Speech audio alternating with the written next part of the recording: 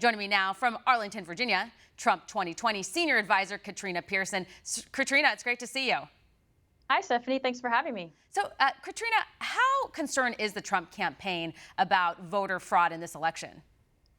Well, I think as you just showed in the package there, it's not just the Trump campaign that's concerned. It's millions of Americans who support the president or other candidates not deemed appropriate by the mainstream press of the Democrats that are concerned about this style of voting. And, I found something interesting in the clip from the governor himself, who said, we've had these practices going on for as long as I can remember. But if that were true, then why did you need a new law to make some carve-outs here? And so I think it's quite obvious there is voter fraud. People have gone to prison for voter fraud, so it does happen. And bills like this just open the door for the potential of mass voter fraud that could potentially occur, as you mentioned, with ballot harvesting and changing the postmark dates. If you can't read it exactly, then you can count it if it's within a certain period of time. I mean, this is just common sense nowadays. But this really does open the door for theft of an election, and Americans should be concerned. Yeah, I'm concerned about the amount of time. It just seems so last minute, right before a presidential election, the cost, and how are they going to organize this in each state? It just seems like it's total madness to try to push through with that. Now, President Trump did say that he would be for mail-in voting in Florida. So I'm a little confused about that. So what's the difference between Florida and other states when it comes to mail-in voting? This is the controversy, and you see that in the Secretary of Nevada's statement as well as what the governor of Nevada just said. They are conflating absentee balloting with voting, and the situation in Florida is even more tricky because Florida only has absentee balloting, but their statute calls it mail-in voting, and so that's where the confusion comes from. So Florida has absentee balloting. They do not have mail-in balloting. It's just the name in their statute, and that's what contributes to a lot of the confusion because lawmakers aren't thinking politically when they're just trying to get the votes in.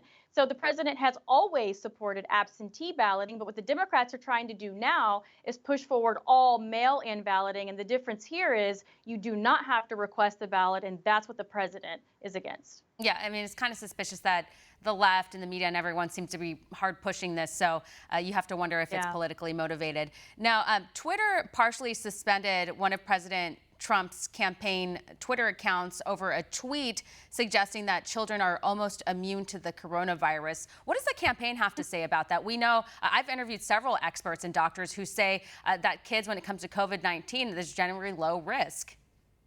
Well, you're absolutely right. I mean, the science and the medical facts, state the obvious. And, I'm not quite sure when Twitter, Facebook, or YouTube became the medical fact checkers along the way. But apparently they have particular standards for COVID and didn't agree with it. And they absolutely shut down the account. And, clearly we're obviously fighting it. But I think what's more important to note is the simple person who announced the decision just happened to be Kamala Harris's former press secretary. So again, this is all political. And we do see this playing out because, and back to voting, Stephanie, it's okay to go to a liquor store, but yet they're really worried about people not being able to go and vote. So you have that plus the suppression of the president's speech, plus all of the suppression of voices like any conservative out there. This is all political. They know the president is doing well with Americans. They know he's delivered results, and just look at his accomplishments.